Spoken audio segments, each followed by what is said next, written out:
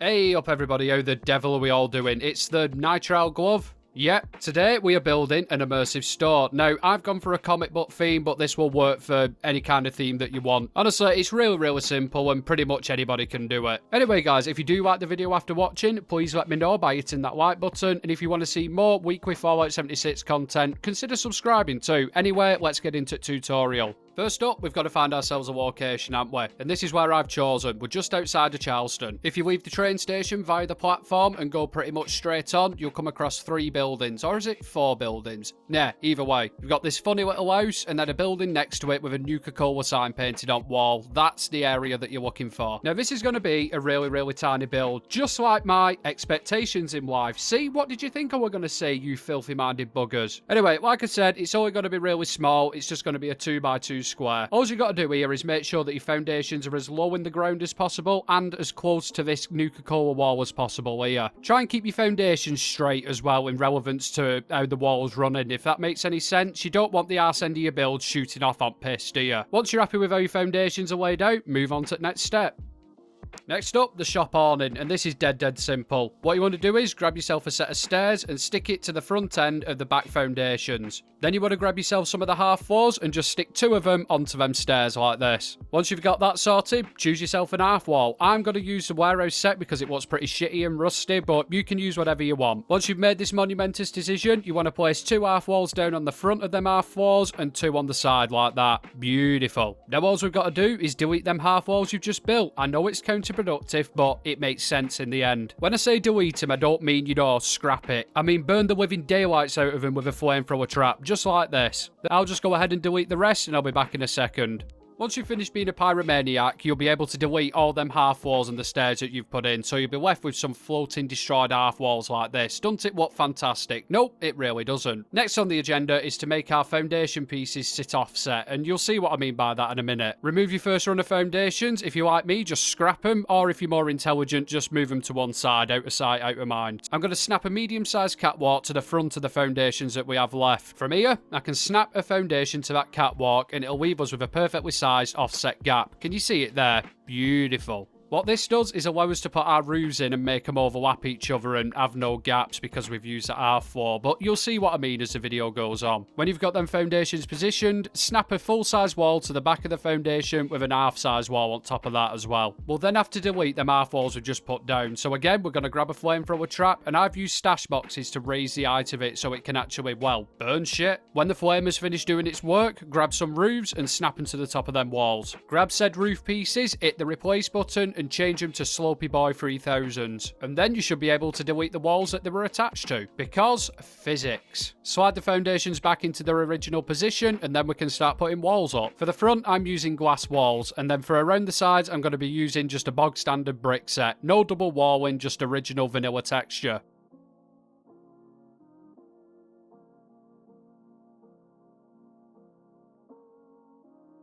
On this back wall here, though, where you can see the Nuka-Cola sign, you've got 2 options. You can either continue putting walls up, they will slide into place, or you can do what I'm doing and leave it on show, because I think it looks bloody brilliant. Now we're on to what is probably the trickiest part of the build, the roofs, and we're going to start by destroying these 2 slopey pieces we've got at the front here. We can then go to the back of the build and put down 2 more slopey boys like this. Simply lovely. Now for this other set of roofs here, we're going to put down some ordinary flat roofs, but we're going to make it so that when we hit replace and we turn them into slopey boys, they're pointing in the right direction. So obviously I've got it wrong here. Let's spin it round and try again. And that looks about right to me. Fantastic. You will notice, though, that the roof pieces are sitting at a different level. All you need to do is grab the reinforced roof pieces and snap them to the ones you've just put in. Perfect. And when that's done, you should be left with something like this. Now at this point, you could repair everything and call your roofs done, but I want to put flat roofs in underneath these slopey boys. Just stick some top arches in these gaps while we're at it. Yes, very nice indeed. Like I said, you could just leave them at this point, but if you want to do what I'm going to be doing, then just jump up to the top of your building, destroy your slopey boys with a flamethrower traps, and you should be able to slide in flat roof pieces underneath them.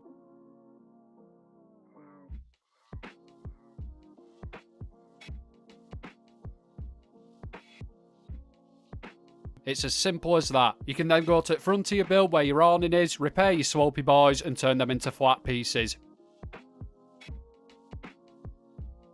Beautiful. And what has all that effort achieved? Well, it's achieved no gap in our roof pieces. Just ignore the undulation. You'll get used to it after a while. We can then jump back on our roof and repair all our destroyed slopey boys. And if you're feeling extra spicy like I was today, you could get yourself stuck in your roof pieces. You know, there's nothing more that I want from a game than to get stuck in the assets. It's absolutely mind-blowing. I also said getting stuck in the assets of the game, by the way. The ets bit is quite important. Anyway, once you've removed yourself from the anal cavity of the game, you can repair all the half walls around the top of your awning. We can then use this TARDIS of a space to add something like a generator, for example. So let's go and put one down in there now. I'm using the Vault-Tec one, and I don't usually recommend Atomic Shop items per se, but if you do get the chance to buy this, consider it. There's no smoke, no noise, and it fits just about anywhere. It's pretty much the polar opposite of old TNG himself. I also came up with this contraption as well. It's literally a floor lamp on top of a stash box, and it's blueprinted, and these act as like some little sign lights. Yeah, take a look at that, you see. Looks alright, doesn't it? So we'll just chuck a couple of them in. Job's a good one.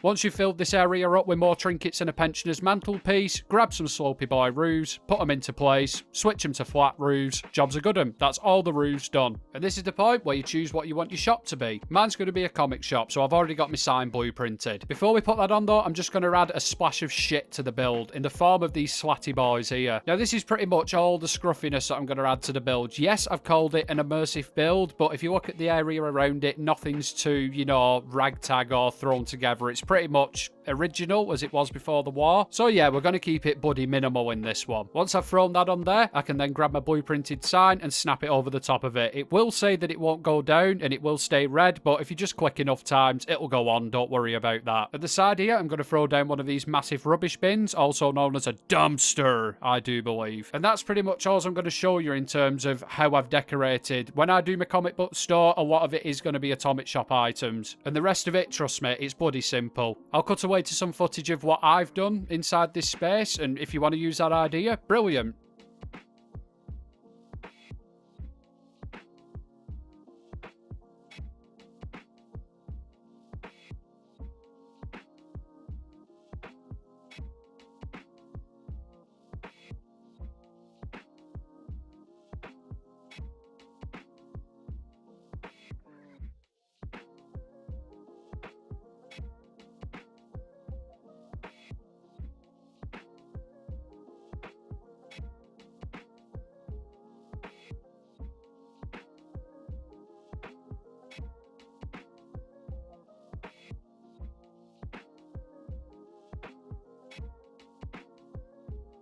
And that's it from me, guys. I hope you've enjoyed the tutorial. As ever, if you did like it, let me know by hitting that thumbs up button. And if you really want to help me out and help the channel out, please consider hitting that subscribe button too. Anyway, I shall take up no more of your time. And as we say in the north, I will love you and leave you. Catch you next one.